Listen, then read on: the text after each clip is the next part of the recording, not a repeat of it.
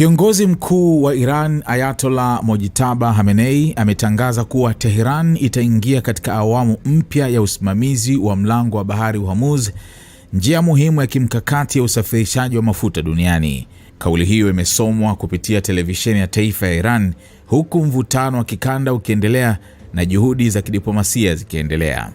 Katika taarifa hiyo, Khamenei alisisitiza kuwa Iran haitafuti vita, lakini haitokubali kupoteza haki zake.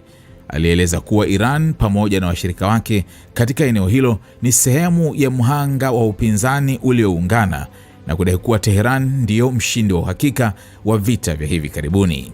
Khamenei pia aliwataka wananchi wa Iran kuendelea kubaki mitaani na kuendelea na maisha ya kawaida licha ya kuwepo kwa mazungumzo na maadui. Alisisitiza kuwa Iran ina azma ya kulipiza kisasi kwa damu ya waliouawa, akiwemo kiongozi mkuu wa zamani wa nchi hiyo Ayatollah Ali Khamenei pamoja na wengine waliotajwa kuwa mashahidi.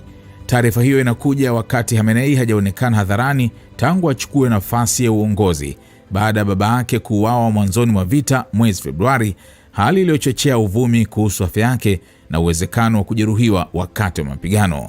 Aidha, ujumbe huo uliwataka majirani wa Kiarabu wa Iran kusimama upande sahihi, akidokeza kuwa ushirikiano wa kikanda unaweza kuipa Iran nafasi ya kuonesha kile alichokiita undugu na mshikamano.